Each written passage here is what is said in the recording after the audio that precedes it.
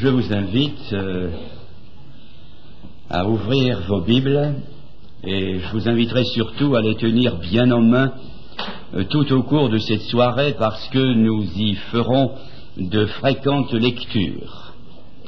D'ouvrir vos Bibles dans le deuxième livre des Chroniques au chapitre 28, car ce soir, pour la troisième fois consécutive, nous allons parler des réveils de l'Ancien Testament.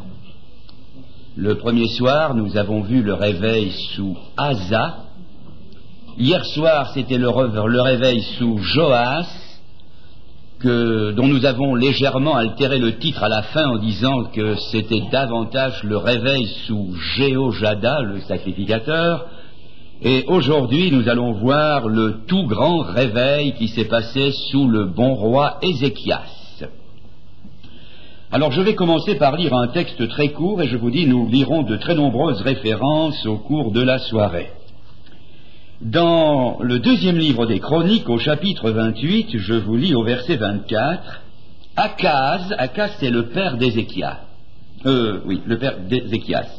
Akaz rassembla les ustensiles de la maison de Dieu et il mit en pièces les ustensiles de la maison de Dieu. Il ferma les portes de la maison de l'Éternel. Et j'attire votre attention sur cette dernière expression, il ferma les portes de la maison de l'Éternel. Ce n'est jamais sans un serrement de cœur qu'on lit de telles expressions. Il ferma les portes de la maison de l'Éternel. Hélas, cette expression n'est plus très rare aujourd'hui. Bien des portes se ferment, je connais dans votre beau pays de nombreuses églises libres dont les portes sont fermées à tout jamais et qui ne sont plus que des salles paroissiales ou moins encore. Je connais dans les Charentes, autrefois fief protestant près de La Rochelle, un ancien de l'église réformée qui est chargé de vendre les temples réformés. Chez nous, une assemblée de frères a fermé ses portes. Près de chez nous, un temple baptiste ferme ses portes. Des postes de l'armée du salut ferment leurs portes. Et bien d'autres œuvres évangéliques, œuvres du Seigneur, ferment leurs portes. Il ferma les portes de la maison de l'Éternel. Alors une question se pose, qu'est-ce qui amène une œuvre de Dieu à fermer ses portes? Eh bien, il y a trois raisons. La première, c'est qu'il arrive que, en un temps et en un lieu donné, l'œuvre de Dieu a fait son temps. Et il n'a en quelque sorte plus sa raison d'être. Alors les portes se ferment. Je prends comme exemple Jean-Baptiste. Jean-Baptiste a été suscité par Dieu. Il a été l'œuvre de Dieu pour un travail déterminé. Et tout jeune encore, âgé de 30 ans, son œuvre était finie. Alors un Hérode est apparu et a décapité Jean-Baptiste. L'œuvre de Dieu est décapitée. Et Dieu laisse faire. Pourquoi? Eh bien parce que l'Apocalypse dit Dieu est celui qui ferme et personne n'ouvre. Dans ce sens-là, il y a des œuvres qui ferment leurs portes. Quand les disciples secouent la poussière de leurs chaussures contre une ville qui est restée incrédule, le rideau tombe et dans un sens, l'œuvre de Dieu se termine, les portes se ferment.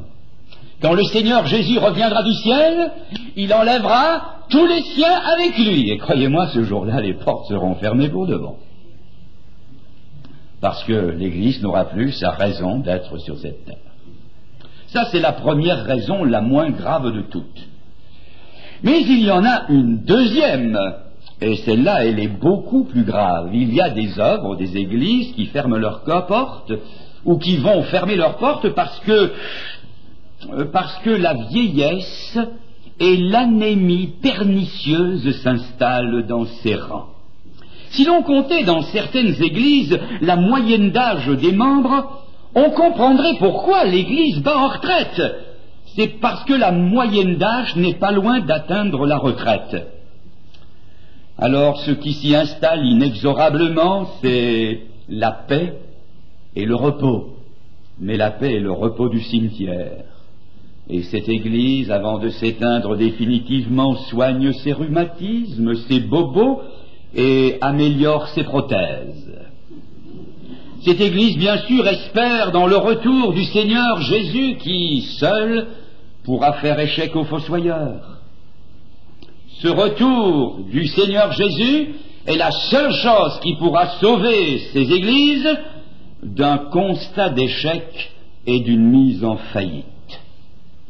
Je ne suis pas du tout sûr que c'est pour ce salut-là que le Seigneur revient bientôt.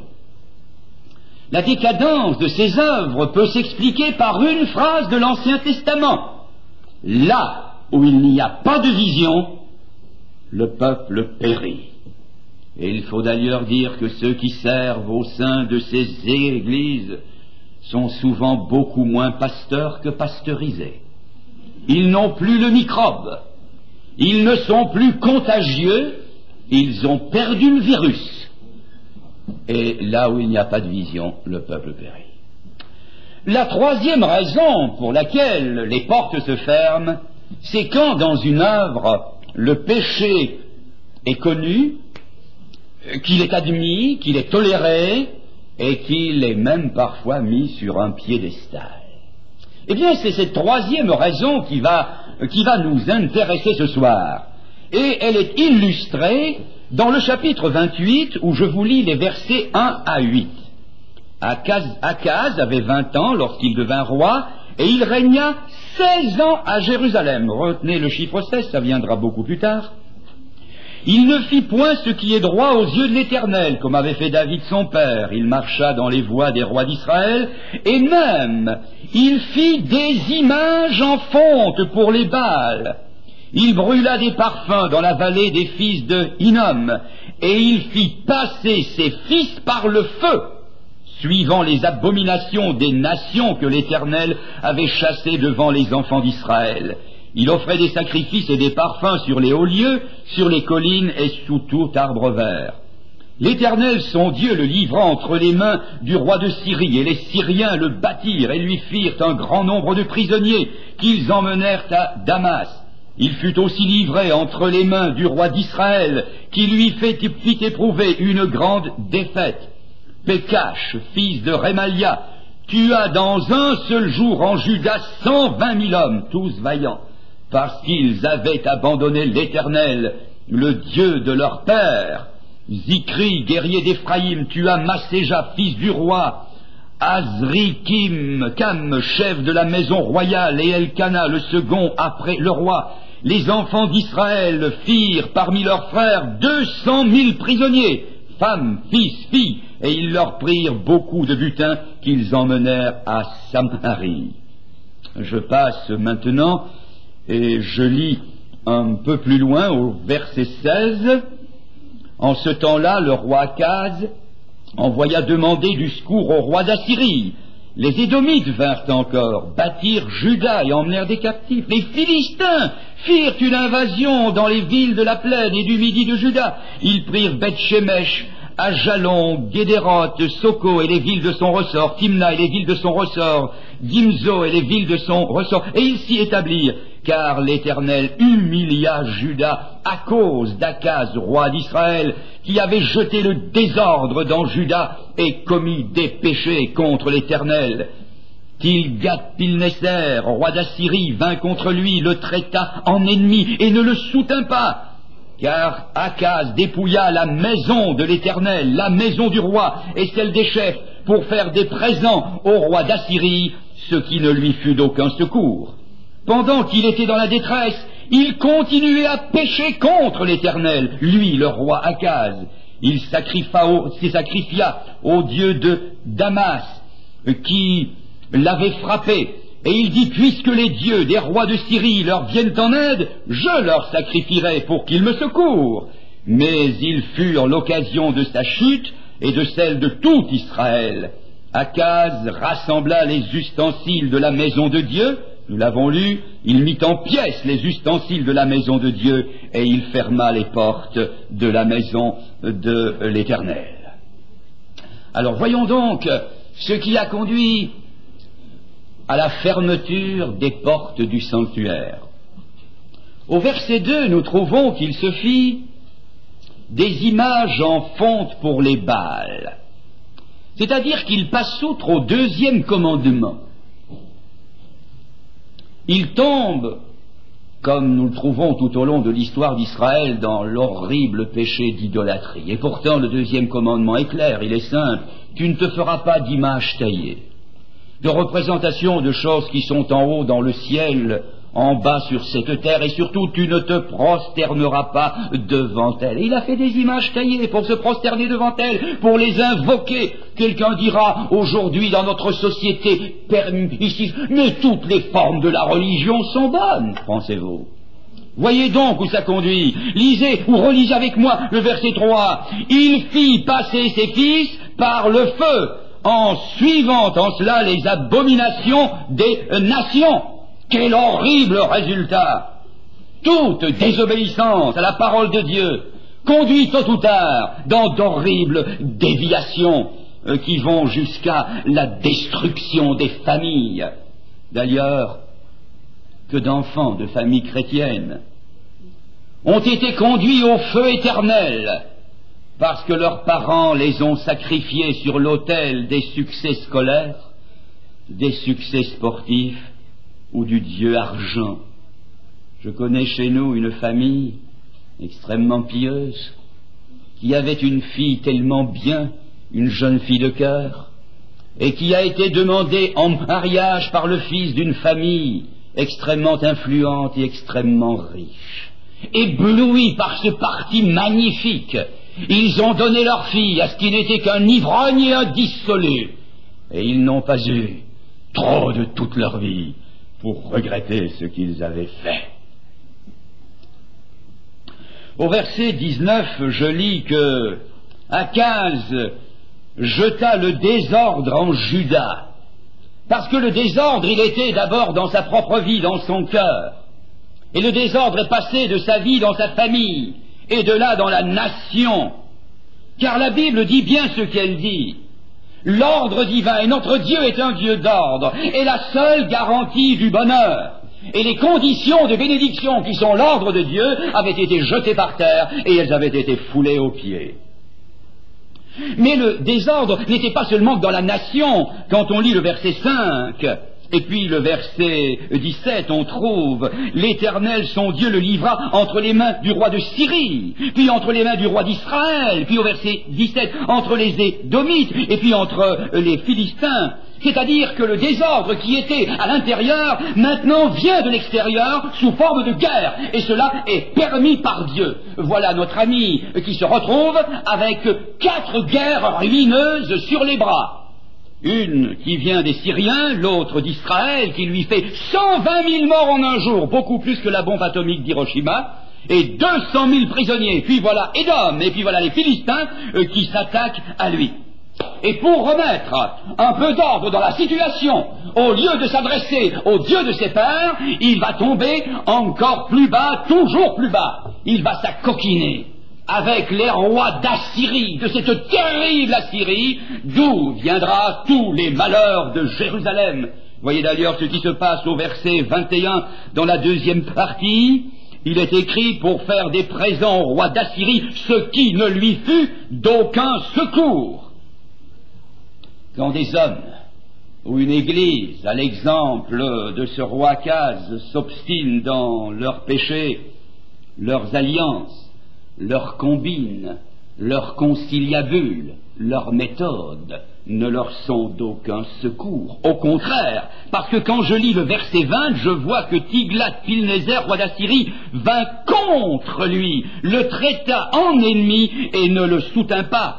Ces plans si bien élaborés se sont écroulés et finalement se sont même retournés contre lui. Et pourtant on peut dire qu'il y avait mille prix. Quand on relit le verset 21 encore, on voit qu'il a dépouillé tous les trésors, non seulement de la maison de l'Éternel, mais de la maison des rois d'Israël. Et tout cela en vain. Que de dépenses inutiles et improductives pour renflouer une barque qui fait eau de toutes parts. Au verset 22, il est écrit que pendant qu'il était dans la détresse, quand il atteint le point de détresse, il est marqué, il continua à pécher contre l'Éternel. Au lieu de faire comme le fils prodigue, qui au sein de la détresse à ses cochons s'est dit dans la maison de mon père, et qui est revenu, et qui a été accueilli par son père, eh bien lui, il descend encore plus bas. Voyez ce qu'il fait au verset 23. Il sacrifia aux dieux de Damas, des dieux qui l'avaient pourtant frappé. Et il dit, mais puisque les dieux des rois de Syrie leur viennent en aide, eh bien je leur sacrifierai pour qu'ils me secourent. Mais ils furent l'occasion de sa chute et de celle de tout Israël. Il fait ceci. Il se dit, et je me demande si parfois nous ne le disons pas avec lui, puisque le monde agit ainsi, et qu'il en tire même parfois un avantage, pourquoi ne ferais-je pas comme le monde? Employons ce qui lui réussit, ses mensonges, sa politique, sa haine, sa violence, son esprit, ses intérêts, ses combines et ses méthodes. Il emprunte au monde. Le malheureux, il tombe de Caribe en Scylla. Et si nous avions le temps de lire dans le 2e livre des rois, qui est le texte parallèle à celui-ci, nous trouverions qu'il remplace même l'autel, pensez-y. L'autel de l'Éternel, il le remplace par une copie importée des pays païens. Il ira jusqu'à déceler la mer de fonte qui avait été construite par Salomon et qui avait été posée sur 12 bœufs, et il l'a mis par terre. Les ustensiles sacrés, il les brise, il change le portique pour plaire à son ami le roi d'Assyrie. Quelque chose n'est-il plus à son goût, il le déplace. Et si vous aviez demandé à ce roi s'il voulait la perte de l'œuvre de Dieu, vous auriez dit, mais au contraire, moi je veux le bien de l'œuvre de Dieu. Il fait son aggiornamento. Il se met au goût du jour. Il fait sa fausse présence au monde. L'esprit qui l'anime, ce n'est rien moins que l'esprit de l'enfer. Hélas, mes frères et mes sœurs, l'histoire, c'est un recommencement. Et Salomon l'a dit, il n'y a rien de nouveau sous le soleil. La mise à l'écart de la parole de Dieu, le déplacement des valeurs sûres, cela est courant, on remplace tout ça par des choses nouvelles.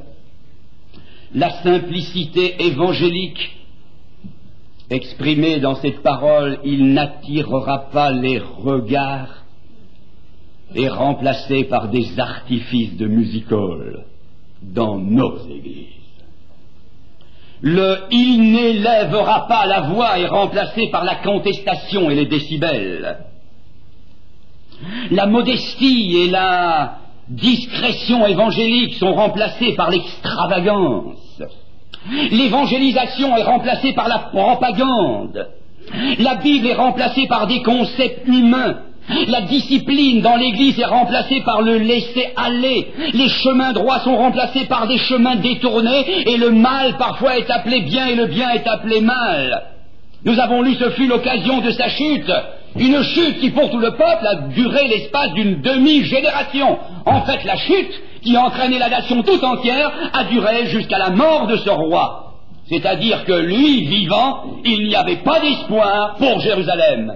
Et c'est vrai qu'il y a comme cela des hommes. Ils sont porteurs de malédiction pour l'œuvre de Dieu. Que Akaz vive et Jérusalem meure. Seule la mort de ce roi peut apporter un peu d'espérance à la ville de Dieu. Et c'est sur ce bien sombre chapitre que les portes se ferment, les portes de la maison d'Éternel, et qu'il n'y a plus d'espoir. Mais, et c'est là que nous pourrions chanter, notre Dieu règne encore. Il est vivant. Et pour lui, il n'y a pas de situation à ce point désespérée, humainement parlant, qu'il ne puisse changer. Alors Dieu intervient. Sa cause lui tient toujours à cœur, aujourd'hui aussi. Et il met un terme à la vie d'Akaz. Et voilà maintenant un nouveau roi qui monte sur le trône et qui va sauver le pays de la débâcle. Le nouveau roi, c'est l'excellent, le bon roi Ézéchias. D'emblée, il prend le contre-pied de tout ce qu'a fait son père. Il va devenir un roi éminemment remarquable. Alors nous allons nous poser une question. Nous disons souvent tel père, tel fils. Alors on se demande, mais d'où le roi Ézéchias a-t-il tiré sa piété, lui le fils d'un père aussi impie? Alors qu'en pensez-vous? Je vais vous donner une réponse qui est la mienne. Celle-ci, elle vaut ce qu'elle vaut. Et malgré ça, j'y crois. Tenez, au chapitre 29, il est écrit « Ézéchias devint roi à l'âge de 25 ans, et il régna 29 ans à Jérusalem. Sa mère s'appelait Abijah, fille de Zacharie. » Eh bien, moi, je crois qu'il tenait sa piété de sa mère. Car au chapitre 26, au chapitre 26, et au verset 5, je trouve qu'il s'appliqua à rechercher Dieu pendant la vie de Zacharie, qui avait l'intelligence des visions de Dieu dans le temps où il rechercha l'Éternel. C'est-à-dire, quelle était la fille du sacrificateur de Zacharie, un homme qui avait l'intelligence des visions de Dieu. C'était une femme pieuse, et l'impiété de son père était passée à côté de lui, et il avait tout reçu de sa mère. Et je peux dire qu'aujourd'hui, plus d'un serviteur de Dieu doit son salut et son ministère à l'exemple et à la prière, aux prières d'une maman chrétienne.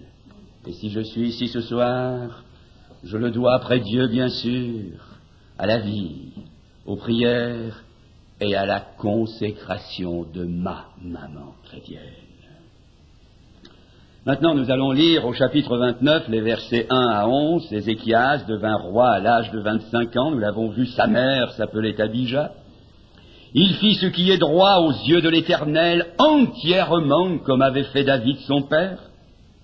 La première année de son règne, au premier mois, il ouvrit les portes de la maison de l'Éternel et il les répara. Il fit venir les sacrificateurs et les Lévites qu'il assembla dans la place orientale et il leur dit « Écoutez-moi, Lévites.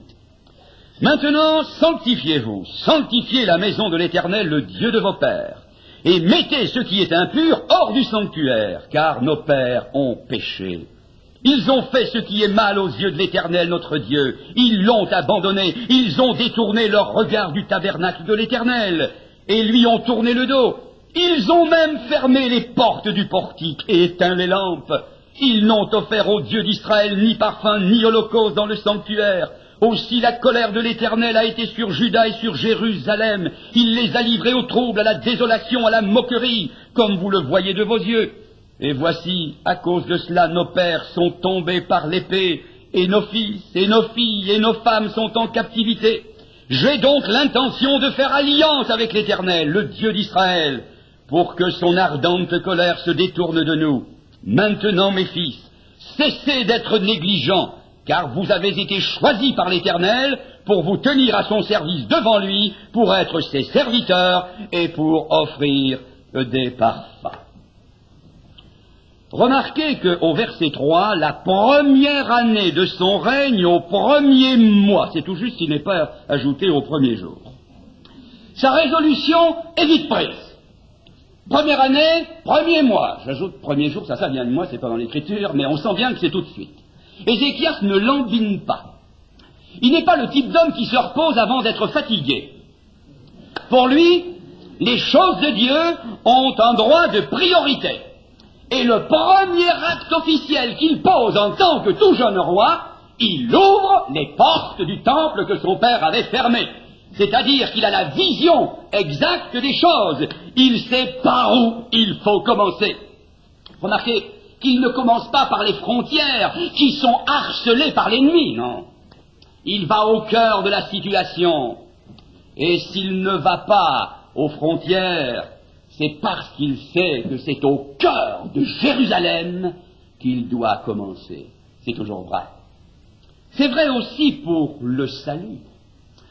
Tant que les portes de notre cœur n'auront pas été ouvertes pour laisser entrer Jésus, le Sauveur, nos vies seront toujours harcelées par Satan, le péché et la chute.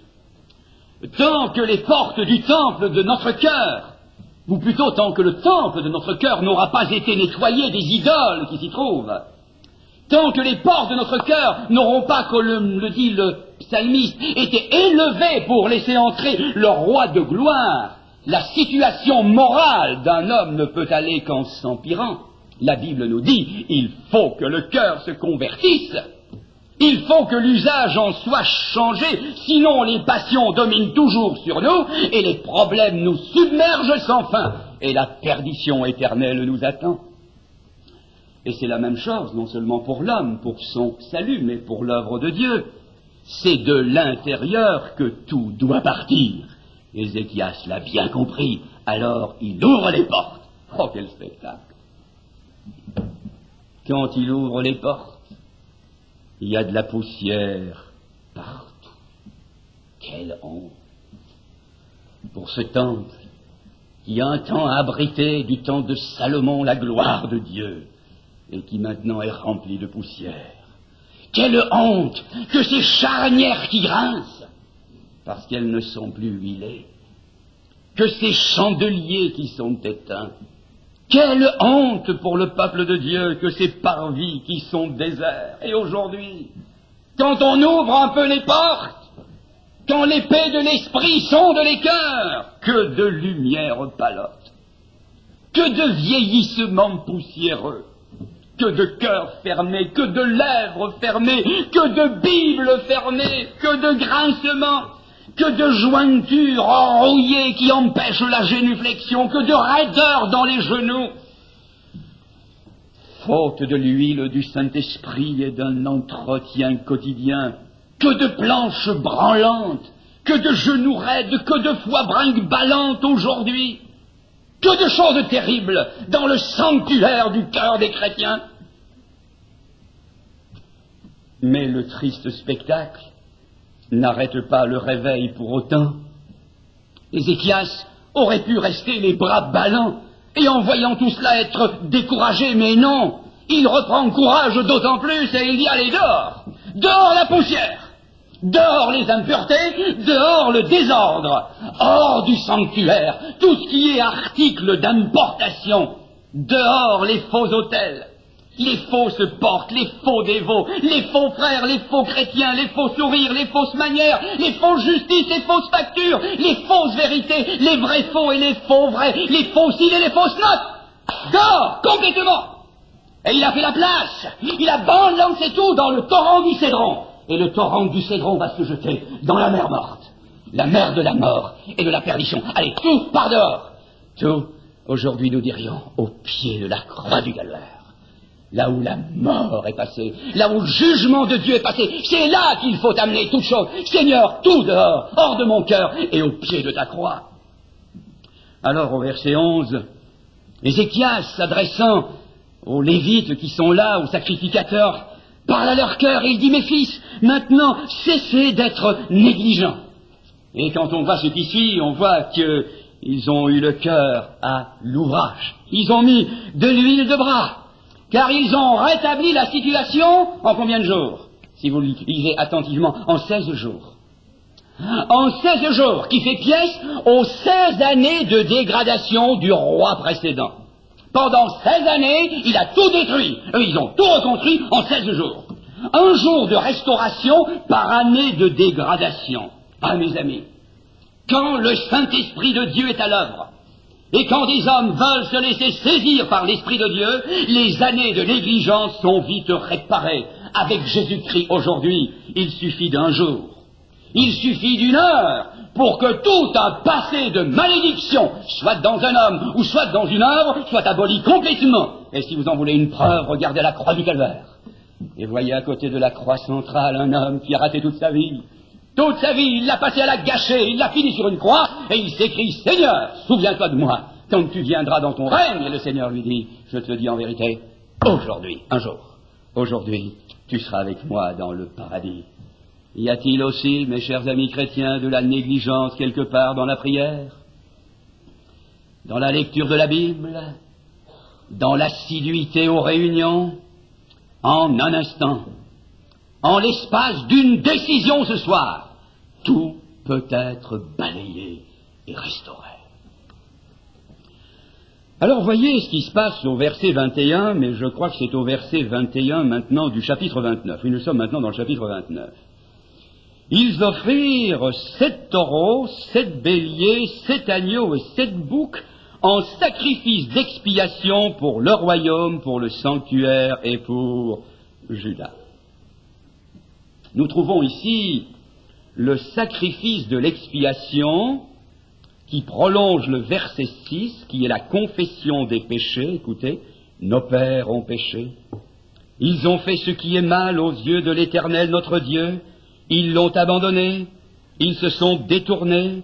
Ils lui ont tourné le dos. Ils ont même fermé les portes du portique. La confession, suivie de l'expiation, c'est important.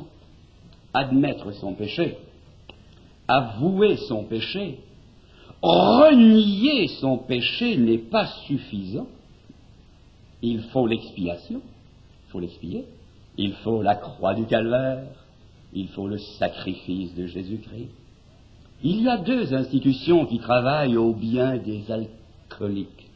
L'une s'appelle en France et chez nous les alcooliques anonymes, l'autre la Croix Bleue.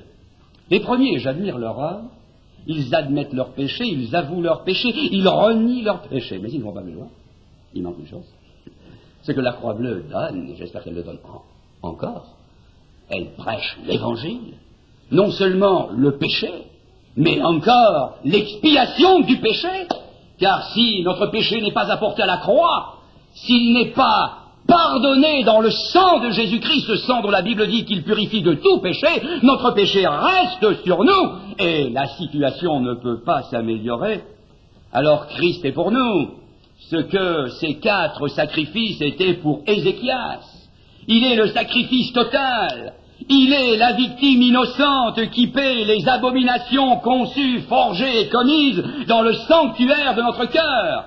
Et à une repentance sincère répond un sacrifice suffisant qui peut nous revaloir le sourire du ciel au moment où un homme s'humilie devant son Dieu, pleure devant lui, confesse ses péchés et croit qu'à la croix du calvaire Jésus-Christ a porté ses péchés. À ce moment-là, Dieu le pardonne. Dieu le saisit dans sa famille, il fait de lui son enfant et il le regarde avec bienveillance. C'est ce que j'appelle le sourire du ciel qui brille sur cet homme. Il y a donc eu le sacrifice d'expiation au verset 21, puis nous lisons le verset 27, toujours dans le chapitre 29. Au verset 27, il est écrit « Ézéchias ordonna d'offrir l'holocauste sur l'autel. » L'holocauste. C'est un sacrifice différent du premier. L'holocauste avait ceci de particulier, c'est que rien ne pouvait être retenu. L'holocauste était offert et était brûlé absolument entièrement. Et il est l'expression de la consécration d'une vie livrée, tout entière, consumée au service du Seigneur. Cela veut dire que le sacrifice de l'expiation est fait en rapport avec le péché. Et l'holocauste se fait en rapport avec ce qui suit le pardon du péché, c'est-à-dire la vie et le service. Par le sacrifice d'expiation, nous sommes sauvés. Et par le sacrifice de l'holocauste, nous sommes sauvés pour servir. Dans l'expiation, c'est Dieu qui se donne tout entier à l'homme. Dans l'holocauste, c'est l'homme qui se livre tout entier à Dieu. Alors c'est ce qu'ils font. Après le sacrifice d'expiation, c'est l'holocauste. Seigneur, maintenant, tout entier, nous sommes à toi. Puis alors, si nous continuons toujours dans ce chapitre 29 de lire le verset 27, d'ailleurs je le relis en partie, Ézéchias ordonna d'offrir l'holocauste sur l'autel, et au moment où commença l'holocauste, commença aussi le chant de l'Éternel au son des trompettes. Au moment où l'holocauste se met sur l'autel, commence aussi le chant. Mes amis, le secret d'un cœur qui chante, C'est un cœur d'abord purifié par le sang de Jésus-Christ et ensuite livré à Jésus-Christ. On appelle ça le chant du service sur une mélodie de salut. Il est un beau chant qui dit « Tu payas mon salut par ton grand sacrifice. Ô Seigneur, quel mystère d'amour! Désormais pour ton saint et glorieux service, ton racheté se donne en retour. Je viens à ton autel, offrande volontaire. Librement je veux servir mon roi. Je ne veux désormais que ta gloire, ô mon Père, ne vivre que par toi, que pour toi. » Et ce chant, je voudrais que notre ami le chante pour nous, et que nous restions dans le recueillement, et qu'en entendant les paroles qu'il va chanter, nous les psalmodions dans notre cœur avec lui, et nous les disions au Seigneur, « Seigneur, le sacrifice d'expiation, tu payas mon salut. Seigneur, l'Holocauste, désormais pour ton saint et glorieux service, ton racheté se donne en retour. »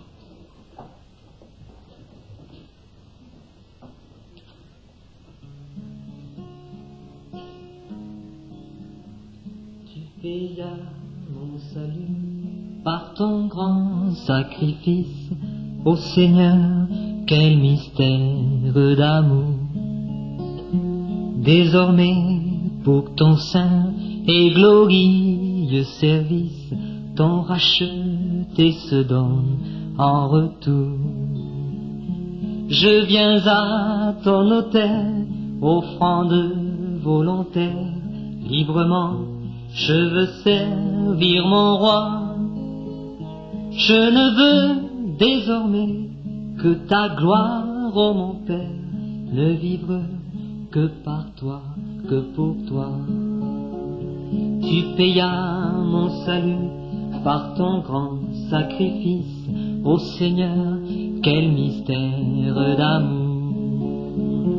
Désormais pour ton saint et glorieux service, ton racheté se donne en retour. Je viens à ton autel, offrande volontaire, librement je veux servir mon roi. Je ne veux désormais que ta gloire, ô mon Père, ne vivre que pour toi, que par toi.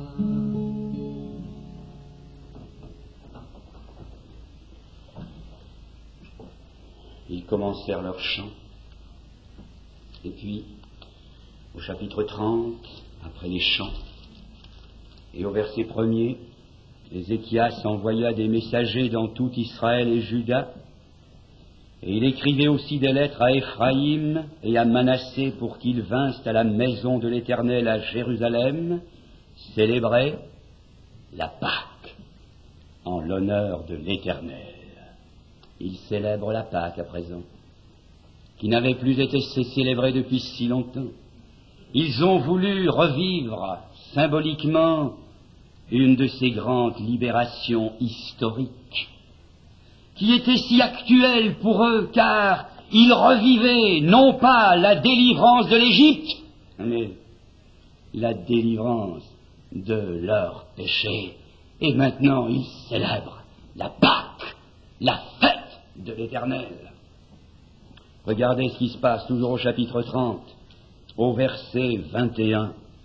Ainsi les enfants d'Israël qui se trouvèrent à Jérusalem célébrèrent la fête des pains sans levain pendant 7 jours, avec une grande joie. Et chaque jour les Lévites et les sacrificateurs louaient l'Éternel avec les instruments qui retentissaient à son honneur. Pendant les 7 jours prescrits par la loi, avec une grande joie, le souffle du Saint-Esprit balait les nuages amoncelés par Acace pendant si longtemps. La joie éclate de partout, ça leur sort de tous les pores, ça se lit sur leur visage. Et les sacrificateurs eux-mêmes, quand on lit, sont dépassés par l'ampleur du réveil. Ils sont débordés. Jamais ils n'ont cru qu'une telle chose pût être possible. Ces 7 jours se vivent dans une apothéose telle qu'au bout de 7 jours, ils ne sont pas fatigués, ils sont encore sur leur faim, et ils décident de prolonger la fête pendant encore 7 jours. C'est comme si, aux 7 jours que nous avons passés ici, nous décidions de rester jusqu'au mois de septembre. Eh bien, c'est ce qu'ils ont fait. Et tous ensemble, ils étaient d'accord, ils étaient en plein dans le psaume 23. Ma coupe est pleine, et elle déborde. Des fleuves d'eau vive jaillissent de leur cœur, de leur sein. Le réveil a commencé au cœur de Jérusalem, nous l'avons vu. Et maintenant, ce réveil va aller jusqu'aux frontières. Il va même aller plus loin que les frontières, car si nous lisons au chapitre 30 et au versets 6 et 10, nous trouvons les coureurs à l'air avec des lettres du roi, de ses chefs dans tout Israël et Juda. Et d'après l'ordre du roi, il dit, enfants d'Israël, revenez à l'Éternel, le Dieu d'Abraham, d'Isaac et d'Israël, afin qu'il revienne à vous, reste échappé des mains des rois d'Assyrie. Et au verset 10, les coureurs allèrent ainsi de ville en ville dans le pays d'Éphraïm et de ça déborde les frontières. Et même ça va plus loin. Ça va jusqu'aux frontières de l'infini, car toujours au chapitre 30, quand nous lisons le verset 27, nous lisons « Les sacrificateurs et les Lévites se levèrent et bénirent le peuple, et leur voix fut entendue, et leur prière parvint jusqu'aux cieux, jusqu'à la sainte demeure de Dieu. » Alors vous voyez, n'est-ce pas le cœur? Les frontières, ça déborde, et puis ça va jusque même dans le cœur de Dieu. Avant ces événements, il disait peut-être beaucoup de prières, mais ça ne dépassait jamais le plafond. Ça se comprend. La ligne téléphonique avec le ciel était coupée. Maintenant, elle est raccordée et Dieu entend et répond aux prières. Il y a encore un autre et dernier résultat que je veux mentionner. Il se trouve au chapitre 31 et au verset 10 et 11, et je les lis. Alors le sacrificateur Azaria de la maison de Tsadok dit: depuis qu'on a commencé d'apporter les offrandes dans la maison de l'Éternel, nous avons mangé et nous nous sommes rassasiés, et nous en avons beaucoup laissé, car l'Éternel a béni son peuple, et voici la grande quantité qu'il y a de reste. La bénédiction de Dieu est telle qu'ils doivent aménager de nouvelles chambres pour stocker le surplus. Ce n'est plus maintenant une œuvre de Dieu qui se ferme. Ce ne sont même pas des portes qui s'ouvrent. Ils sont contraints d'ouvrir de nouvelles portes et de construire de nouvelles œuvres. Et tout cela parce qu'ils ont commencé par le cœur. Cela s'est passé en combien de temps, pensez-vous? La réponse, je la trouve au chapitre 29 et au verset 36.